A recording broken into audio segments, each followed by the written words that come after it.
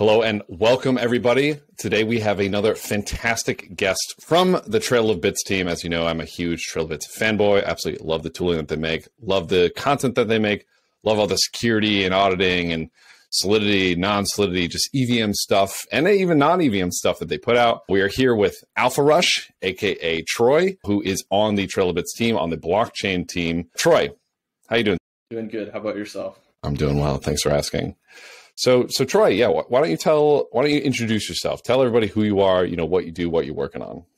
Yeah, I'm a security engineer at Trail of Bits on the blockchain team. So that includes both smart contracts and off-chain components as well. I've been there a little bit over a year now, and I guess I am associated with my Twitter account, I guess. What else? And I am a contributor at this point, probably core contributor to Slither, and also try to work on our other tools too. Awesome. Well, Troy, really excited to have you here. And before we actually started recording, Troy and I were talking about a lot of the different things we want to cover, maybe fuzzing, testing philosophy, contract languages, compilers, non-Solidity, security, how to view your relationship with security, and just all these different things really go underappreciated when we're looking at security and we're looking at the different ways we want to approach smart contract audits. So Troy, we're gonna jump into all of that here. It's going to be a lot of fun. So Troy, why don't we actually start by talking about testing, right? That's something that I know you're very passionate about. You've mentioned to me that you have a lot of different opinionated testing philosophies, which are awesome. Yeah, what's the deal with testing? What is there a one size fits all testing methodology that when we're building our smart contracts we should engage with? Yeah, I don't know that I would call it one size fits all, but I think there's kind of a toolbox that you can have available to you and use across various different projects. And I think there's a lot of books and articles about like software development lifecycle and like all these things that people have come up with over the years. But obviously, foundationally, you have unit tests, which is basically just that you do a very specific thing like this function does this. And I think that that's obviously the bare minimum. When you get into things more like, then you start asking yourself like, okay, how can I give myself higher guarantees about my testing? You start looking at things like test code coverage. So you'll look at stuff like statement and branch coverage. And so I think that's kind of the bare minimum in any software development project, but especially when you're handling lots of money, that you would try to attain fairly high test coverage. But something that I think is becoming more common over probably the last decade, and is fuzzing, which in traditional software, right, you use fuzzing primarily to identify crashes related to memory corruption, stuff like that. And unfortunately, it's a little bit more difficult in smart contracts because there's not memory crashes, or at least as long as the Solidity compiler is doing its job, there aren't. And so what you have to do then is you have to define things in your code that you always want to hold true, and you can kind of use this random transactions to your code and see, is there a way for this important property of my code that I say should always hold true? Can it ever? So let me actually just jump in here for a second, because there's a ton of alpha right there, and I want to just kind of catch everybody up to speed real quick. So you said a couple of things. So number one, you said bare minimum needs to be unit test and then code coverage, and you were talking about branch statements and whatnot, right? So for those of you who are a little bit less familiar, when Troy's talking about branches, he's talking about if you have code that can split off and do different things, you want to make sure that your tests still cover all those different branches or use cases that split off. For example, if you have an if statement, if you have a conditional, if X is 0, do so-and-so, you want to have tests that cover that first if, but you also want to have tests that cover the else case, right? So he's saying unit tests and code coverage, including these branches, are absolute minimum. And then now he's talking about this thing called fuzzing and variants and assertions and all these other keywords. Troy, actually, before we dive too deep in that, want to give the people just kind of a high level overview. What is fuzzing, and then what is an invariant? Yeah, so fuzzing is where you take random inputs and run them through your program, and you look at the output, and for some predefined thing, you ask like, is this bad? So in the case of memory crashing, you have these, something like an address sanitizer, and you would say like, is some area of memory access that shouldn't have been, and that kind of gives you this feedback of, whenever some random input goes through my test, something bad just happened, we're going to consider that a failure and warn the user. In the case of something like a smart contract system, you might, sort of the canonical example that is given a lot when you're explaining what we call like property or invariant based fuzzing. And a property or invariant is just something literally that shouldn't vary. So it should, regardless of whatever the starting state or all these things that have occurred over the lifespan of your smart contract, no matter what some user sends to your contract, it should still hold true after their transaction. And a good example of this would be an ERC20 token, right? If you deploy your ERC20 token contract and it has a total supply, you could write a test that says, or a fuzz test that says, no user should ever own more tokens than the total supply. And let's say you have an overflow. If the fuzzer generates sequences of transactions that cause this overflow, then that invariant or property of users not holding more than the total supply would fail. Awesome. Yeah, thanks for that. So correct me if I'm wrong, but basically to summarize here, fuzz testing is going to be providing random data, random inputs, and I know we didn't mention this, but you're kind of talking a little bit about stateful fuzzing, where you also do random function calls, basically to break some assertion, or as you put it, invariant, right? And the invariant is going to be some assumption about the code that should always hold true. So invariant, some assumption about the code that should always hold true.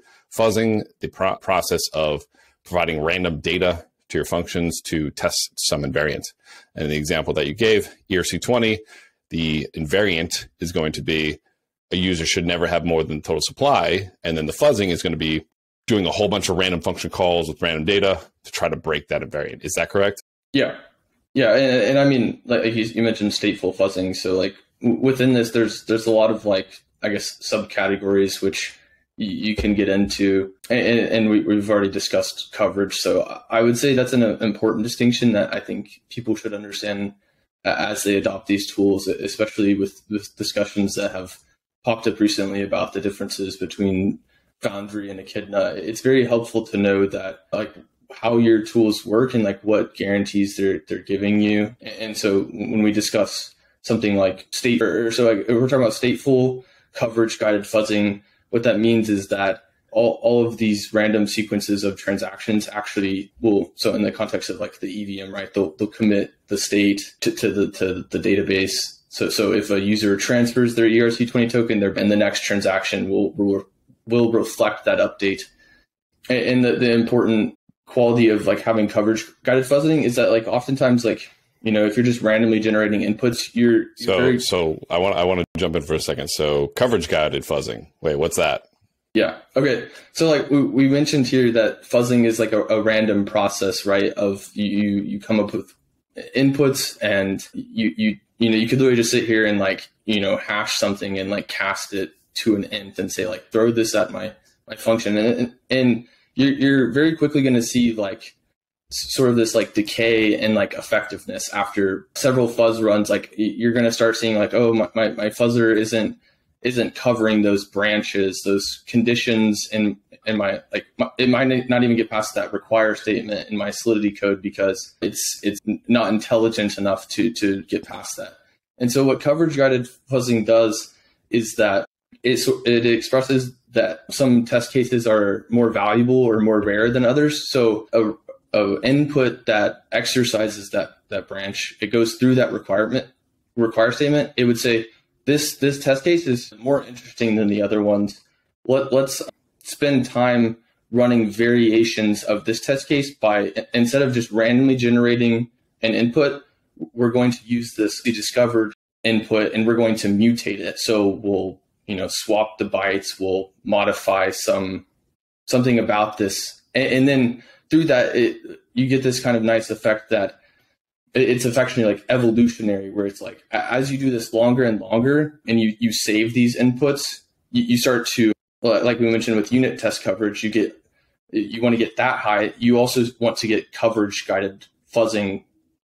You want the same effect, right? So over time, you start to sort of like saturate the state space, which just means like all of the possible paths through your program or like the various states that it can reach you start to get more and more assurance as you do this more frequently. So basically, we're talking about, okay, tests. We obviously need tests. We need unit tests. We need to get a good amount of coverage. We need to do some fuzzing, which is this random stuff. And then we should ideally be looking at this coverage guided fuzzing, where we're using kind of the outputs of previous fuzz runs or previous test runs as the input for future test runs. When we run like a fuzz test, we say, oh, like we have some tool that goes, oh, this was kind of weird. Like we have this weird little quirk that kind of happened when we did this fuzz test. Let's use that to make smarter decisions about the random data that we use in the future. Is that correct?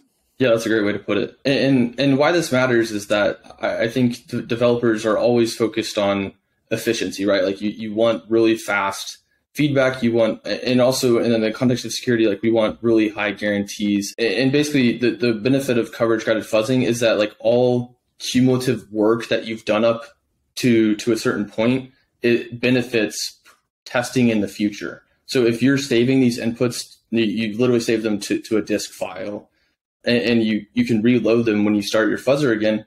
Any modification that you've made to your code, even changing conditions, can still more rapidly explore the program than if you were to just take a random fuzzer and run it like sequentially, right? Because you're now having, like I said, it's this evolutionary process of what we're able to very quickly explore the program. And on startup of the fuzzer, you will very quickly cover those previous paths. And now your fuzzer, all that compute that you're using is actually going towards doing something more interesting rather than just doing something random. Now, you mentioned Echidna as well. And I know you guys recently put out the hybrid fuzzing tool with Optic. Now, when you're talking about coverage guiding fuzzing, is that something that Echidna can do right now? Or is that something that Optic and Echidna have to do? And we actually, in another interview, for those who are watching, we also talked with Jocelyn, who's the head of engineering, director of engineering at TrailerBits. Yeah. Who also talked a little bit about this too, about the difference between Foundry and Echidna. Foundry does this more very random. It does a little bit of smart fuzzing where it looks at different properties, whereas Echidna Optic do more of this guided, smarter symbolic execution hybrid mix for fuzzing. Yeah. What are some of the main differences then between Echidna, this tool that I just threw out there, Optic, which is kind of this hybrid fuzzing thing, and then Foundry? Yeah. Well, just very quickly, I guess I mentioned efficiency earlier. And so basically with all these testing methods, we're basically saying for the fewest number of tests and the least amount of time, how much of the possible program can we explore? And so that's like always the question, because it's like, if you want high guarantees about your code, you basically want to, before deployment, know all of the things that it can do. And that's sort of what testing does, is that it can find bugs, but it's not necessarily going to give us total, like we don't have a total guarantee that it won't still have bugs, but we can find as many bugs as possible using testing. I actually love, I just want to highlight that really quickly, what you just said. You said we want to use these tools to find bugs quickly and efficiently. Right. So we want to use the tools. You're basically saying we want to use the tools that are going to allow us to do that the best, the fastest. Right. So if there's some tool that is very easy to use, very quick to use, that allows us to get to the same result quickly, that's what we want to use. Right. Yeah. That's kind of what you're saying. Awesome. And in practice, I mean, we see this with projects like there's this project called OSS Fuzz where people can upload fuzz tests and Google provides this sort of fuzz runner for open source projects, and all of the work is cumulative. So every time something like, OpenSSL, they want to do a release, right? When they update their code on OSS Fuzz, for instance, if there was a previous input that caused a crash, it's going to be checked in to this corpus, and like should that bug be reintroduced, it will presumably be found again, or even just like when you're testing new code, right, with a fuzzer, if your fuzzer is working on exploring this old code that you have already tested a bunch, it might not reach this newly introduced code as quickly. So that's kind of what we mean when we are concerned with efficiency. To get back to your question about how Optic and Echidna fit together. So Echidna, as far as I know, since its release, like I could be wrong on this, has always been coverage guided. I think that pretty much like if you have no tool for if you don't have any tool for a smart contract language or some platform, or anytime you're doing a security review, you could obviously just write very quickly like a script that does random input generation and kind of throw it at another program. But it's pretty standard in the fuzzing community to aim for having coverage guided by default. So what this entails is that you would like in the context of the EVM, right? You have the bytecode, which, in the interpreter loop of the EVM, each bytecode instruction is at a certain program counter. And so the way that you track coverage is like, have we seen this byte that is an instruction at this program counter before?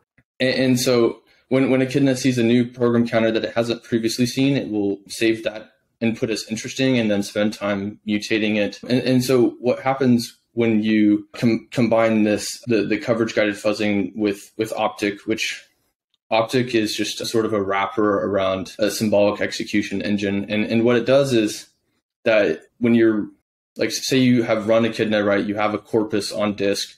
What Optic does is it will load that corpus and it will symbolically execute that sequence of transactions. So what that means in practice is that, when you're going through when you're evaluating these transactions, rather than, return something that is a concrete input, like an integer, you just have an expression, like a mathematical expression saying like, these are the constraints of the program at this point. And so what it will do is it'll say, we've run this sequence of transactions symbolically. We now have this really long constraint, and Echidna hasn't been able to reach this point. Can we give this to an SMT solver and ask it to generate a sequence of transactions that could reach this point? And so what you're doing here is that rather than trying to fully symbolically execute a program, you're spending most of your time doing the fuzzing, or that's the goal at least, and trying to spend at least the least amount of time using an SMT solver, because it's just a very computational intensive activity to do. And now I know we introduced a lot of terms there, like corpus, SMT solver, symbolic execution. For those of you who are like, what the hell are they talking about? Definitely check out that interview with Jocelyn. We go over a lot of that, and please leave comments on those videos if anything there is confusing, because there's a lot of stuff going on here. I don't want to dive too deep into here because we covered it a little bit with Jocelyn, but that makes a lot of sense. So, right. So Echidna is doing all this extra stuff with Optic, right? It's trying to do this symbolic execution. It's trying to just get way, way smarter about what random inputs it's going to give. Yes, exactly. It's basically saying like, with coverage guided fuzzing, like you may have things that are just like, even then still just like if you choose like one random input value, it's very likely that even the guided process like might not find it. And so there's a couple of ways that we get around this. One of them is extracting constants from code with Slither. So we literally look at the source code and we tell Echidna, hey, this value appears in the source code. Maybe it's crucial to reaching some points in the program. And if we can't do that, then we take a mathematical representation of the program and we ask a solver, sort of this black box thing that we give a formula and say like, can you find some input that satisfies these conditions? And I think that there's also some other interesting things that it does, but I don't know, that's worth getting into. I was gonna say, I think for the most part, that's already like a really good dive of like, hey, here's what it's doing. It's doing all this extra stuff, making these fuzzing inputs. I keep just saying way smarter, which I know is really not a good explainer, but from a really, really high level, that's essentially what it's doing. Just giving much smarter inputs.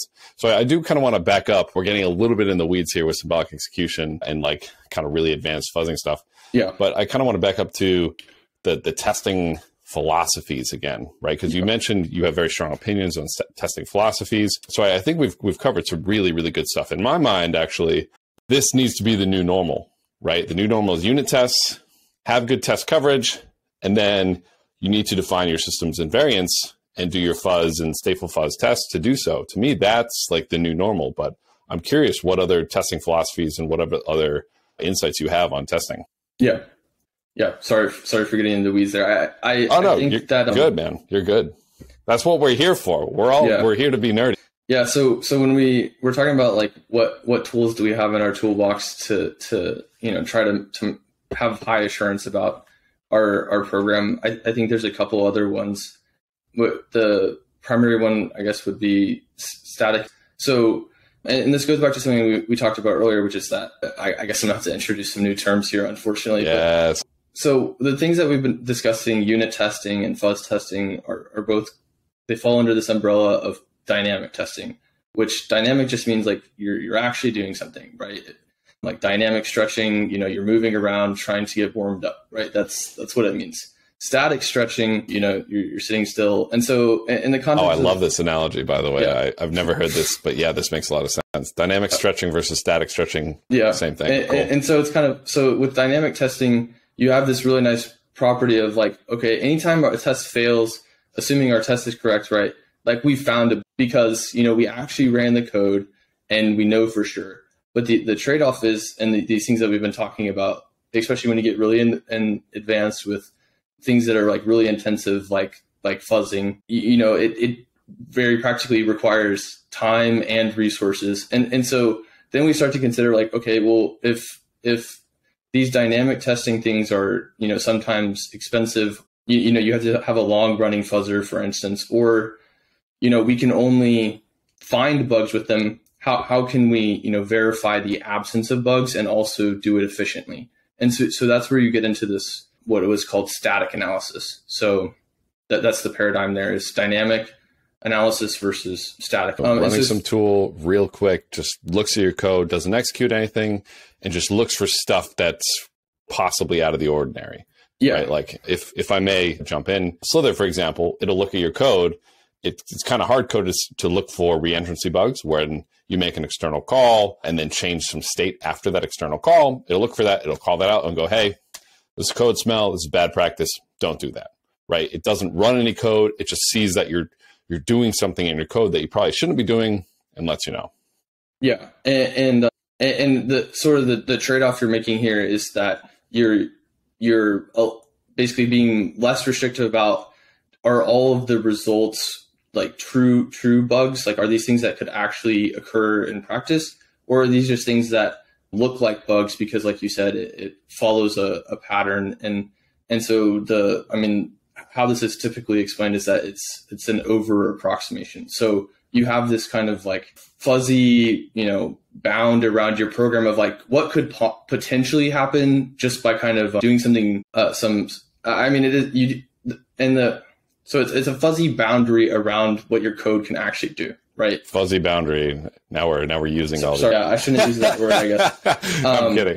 You're sorry, good. It's a blurry boundary. The line is blurred. Yeah, and so the unfortunate thing is that you will get false positives, and you'll find things like, this isn't a bug, right? Like this can't happen for some other reason. And if you were to write a test case trying to do that, it would be fine because your program can't actually do that. But because you're using a technique that it makes that trade-off to basically be I guess the thing is, like, I don't know that it's a bad trade-off to be making, because the thing that's nice about static analysis is that it basically verifies the absence of this class of vulnerability. So for instance, and I'm talking theoretically here, because in practice, people who write tools make mistakes or just to decisions that make developers' lives easier. So for instance, like when we work on detectors in Slither, we might allow bugs to be missed in order to present less results to the user, if that makes sense. Because like if you have to filter through all these false positives, is it more worthwhile to try to like increase the true amount of bugs, or do we want to present just all of the results? So that's a very like hard thing in practice to do. There's all sorts of like, and the biggest thing is just that it takes time, right? Like you have to get developer feedback but the nice thing is like for in practice, like when you actually do create an analysis that is, follows these guarantees about over approximation, if you run this tool on your code, then that, hey, like I never make, you mentioned reentrancy, right? So if I never write to a variable after making an external call, I can verify the absence of this type of reentrancy from my code. Yeah. Not to say that there aren't other bugs, but we've verified the absence of this one in particular. So when you take this as like a holistic approach of like, and this goes back to the whole, so I guess adding to the whole. Just to jump in. So we have about 20 minutes left here. Okay. I think we could probably wrap up static analysis just because I think we've done a good job covering it. Yeah. But yeah, sorry, go ahead and finish your thought. Unless I totally derailed you. No, I was just going to say that the other aspect of having efficient testing would also be just recognizing that each method is suited to finding different types of bugs. And so when you're using these tools, I think, you can kind of treat it as like an everything but the kitchen sink. Like literally just use as much things as you can, see what falls out. And that's the ultimate way to have high assurances about what your code does is, like you want to use the wide variety of testing methods, and you want to be using the testing methods to their full effectiveness by making sure they're efficient and, not wasting time doing something spurious. Troy, if you could have a one line, that's all you get as a piece of advice for people who are looking to test their smart contracts, what would that one-liner be? It would probably be write down what you expect your code to do. Like if you are very thoughtful and take the time to say, this is what my code does, I think that it will have a profound benefit for yourself, your teammates, and anyone helping you, like third-party firms and such. You hear that, guys? Troy said, write good documentation. All right. He said, write good docs. The joke in the community is nobody reads docs, but nobody reads docs because a lot of docs are not written very well. Write good docs, write exactly what your code does. Absolutely love that. So Troy, we have like 20 minutes left here. We've talked a lot about kind of testing, different philosophies in testing, kind of a lot of the different tools that are available for Web3 testing right now. Yeah. I know there's a number of other things we had on our plate, like contract languages, compilers, non-solidity security, how to view the relationship with the security firm. What's something which path do you want to go down? What do you want to talk about next? Yeah, well, on the topic of efficiency, I think that when you're working with security firms, right? And this also goes into the non-solidity thing too. Is like all the things that we've discussed, right? We sort of delved into the high level of like what these things are, and then we talked a little bit about like EVM specific things or Solidity specific things. But in general, like these testing methods apply to other areas. So if you're working on a Rust project, right? Like we have this thing called test fuzz that we will use to do coverage guided fuzzing of Rust programs. And so I think those same things apply in any domain. That there's all sorts of tricks of the trade to make it work on different platforms, whatever. But when you're working with a security firm, I think that's one of the values that they can provide is sort of giving guidance on these kind of things. Because if all you walk away from a security review is a list of bugs and you do not have any idea, like how can we prevent these bugs in the future? How can we catch these bugs earlier? How can we prevent them from being reintroduced? Then it wasn't as effective of a security engagement as it could have been, which is really difficult to do, but that's the goal. I love that actually. Pretty much every security professional that I've spoken with has kind of that exact same mentality, that exact same vice. The relationship that you have with your security firm, or if you're a security auditor, you're an up-and-comer, the report isn't the product. The report is part of the product. The product is this security journey, right? It's A, the report, yes, it's a list of bugs, but B, they're hiring you to help them be more secure, not just for this audit, but for all code in the future, right? So everything that Troy's been talking about, testing philosophies, different tools to use, right? These are some of the knowledge that you should be considering giving to your client. And as a client, these are some of the things that you should expect from your security professional, right? Hey, what can I do to stay safer? What can I do to make it so that, we don't get hacked for $200 million again? So absolutely. I love that. Yeah. And I think we were talking earlier about, paying security firms like $50,000 to try to formally verify your code, right? Which I think that's one thing that I see that or one thing that I see frequently happening is there's this thing where people will have like 3-day audits, right? And simultaneously, the same people who want 3-day audits, right? They also want formal verification.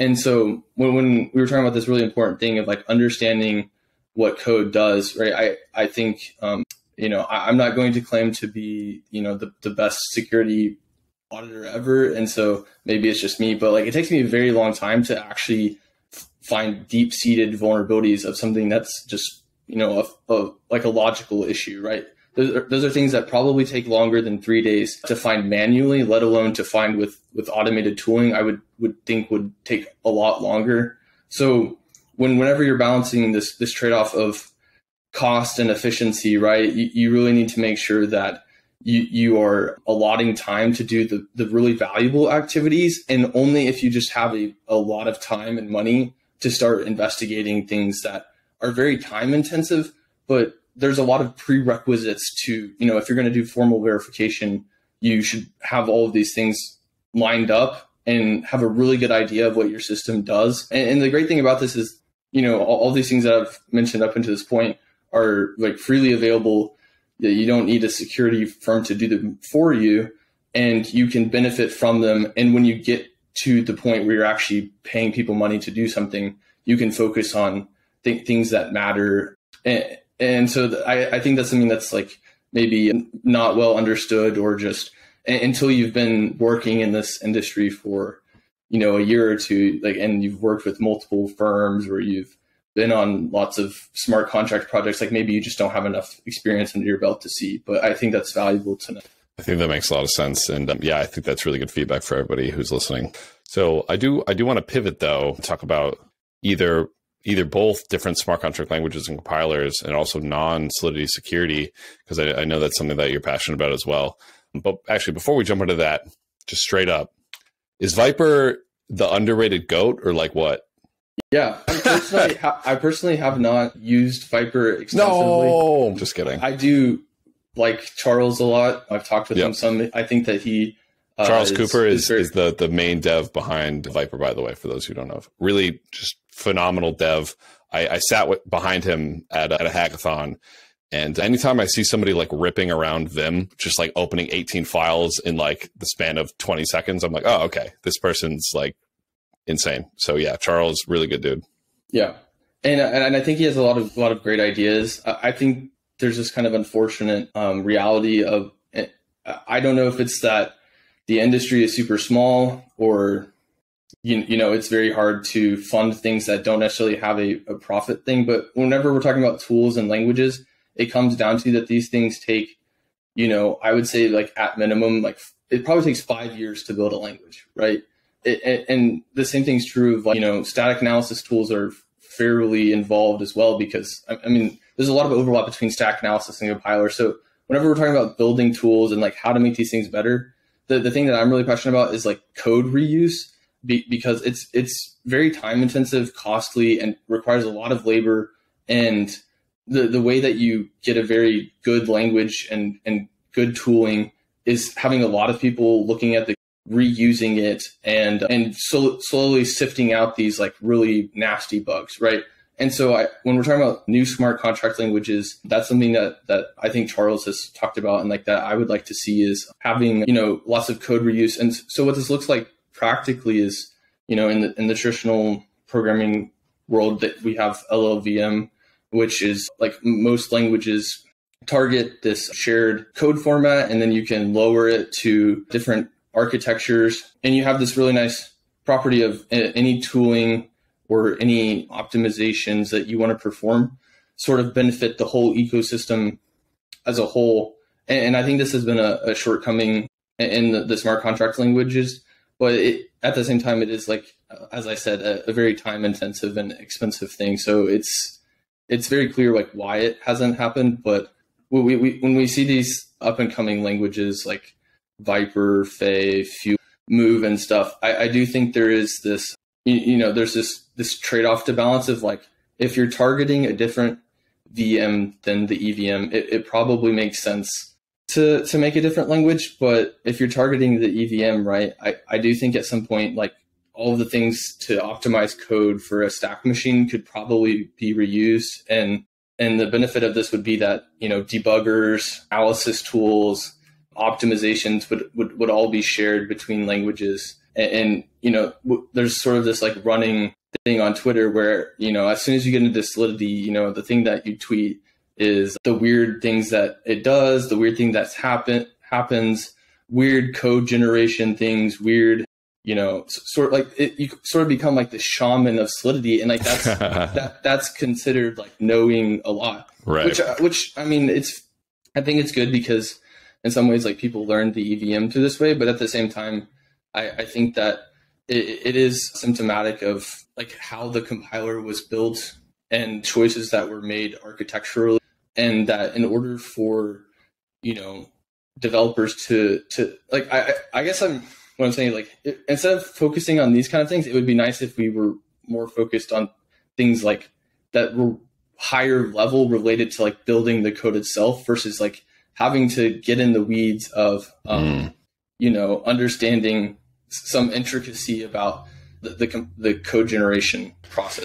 Right. Like I feel like maybe an example is like, all right, like modifiers in Solidity. A modifier is just tacked on to every single function you use it for. And so you have to kind of, if you're trying to make some really gas efficient code, maybe it doesn't make sense to use a modifier because it's just going to repeat that chunk of code over and over and over again, which you probably don't need to do. Right. And you're talking about like Solidity Shaman. A Solidity Shaman's going to know that, spending a lot of time learning Solidity is going to know that, but you're saying, hey, it would actually be better if we kind of focus as a community on, hey, how should a language look like, as opposed to just, this is what one looks like, I'm going to learn the ins and outs of it. Yeah. Is that kind of what you're saying?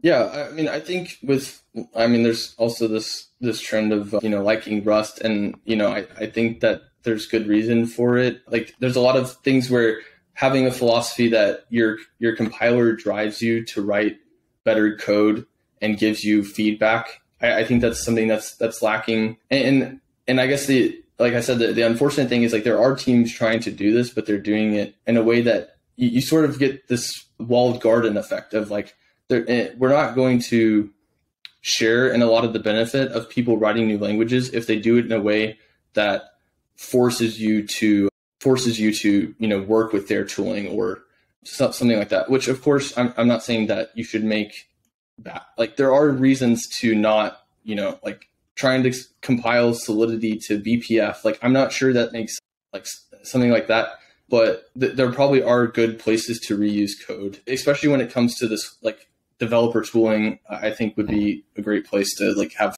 like for instance, like Go has first class support for fuzzing in the language. Like and also like most compiler systems have build systems. And package management. Like is there a reason that the Ethereum community could not come together and like have a shared something like Cargo or something like Pip or something, like, not to say that these things are like solved problems or easy, but that, we could get to a better place where, and some of these things are very critical for security too. Like if you're importing Open Zeppelin and the version is this, like there's a lot of foot guns that just by upgrade this version of the library that you could be safeguarded from. But it's very hard to tell if you're vendoring packages from Open Zeppelin, like which version are you relying on or something like that, or even just testing Solidity, right? Like in order to test Solidity, it's just historically been like an act of Congress. Like it's very difficult. And it'd be nice if there were something like Rust, like you could do a test inline and it would compile and run on the EVM. Like I dare to say that lots of things, like lots of money could have been saved by just very simple things like having these things in place. Yeah, makes a lot of sense. We need more open source tools, more good open source tools, more communication about these tools. I 100% agree. So we only have a couple minutes left here, Troy. So I did want to just briefly touch on non-Solidity security, although maybe even non-EVM security, although we probably don't have time to get into the weeds of that. Over at Trilobits, I know you guys have done some deep dives on different chains, kind of the Nakamoto coefficient of different chains, which we don't have to go into. We just talked briefly about just non-Solidity security. We talked a little bit about Rust. Do you have any thoughts on either non-Solidity or even just non-EVM security in the blockchain Web3?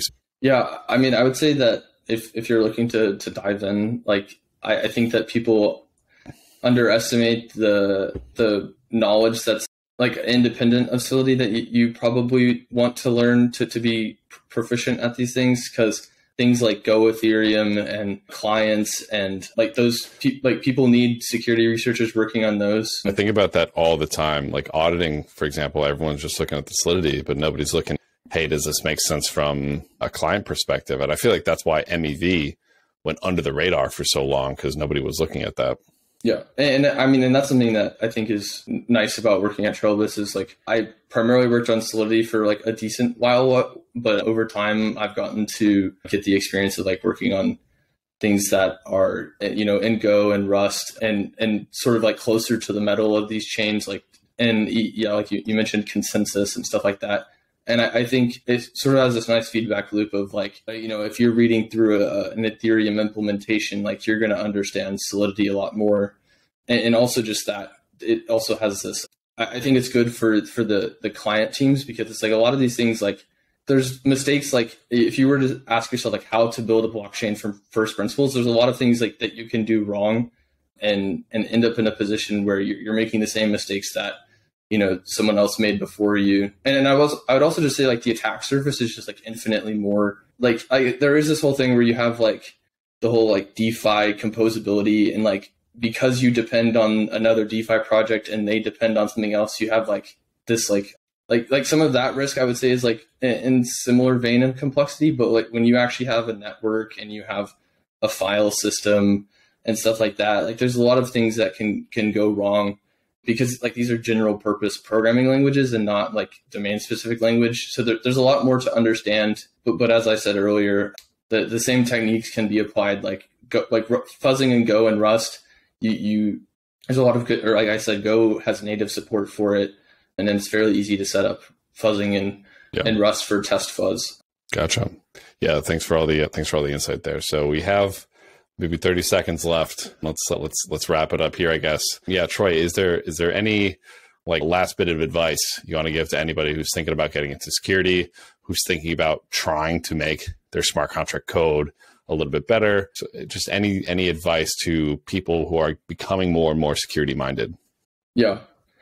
I would just say that I think it's like I myself, like I'm interested in like all these like, you know, it's sort of like academic and fancy things. And I didn't go to college for computer science. So like I don't really understand these things either. So I think it's important to like just really try these things for yourself, and you sort of start to understand like and build an intuition very practically of like what are these things doing and why is that helpful and why is that giving me higher assurance? I don't think you can trade that for anything. Gotcha. Makes sense. Well, Troy, aka Alpha Rush, thank you so much for being here. Thanks for giving all this insight, all this alpha on testing, compilers, different types of security, the relationship to have with the client and auditors when doing security focused journeys. Thank you so much. And we will see you all next time. It's great talking to you, Patrick. Thanks. All right. Bye all.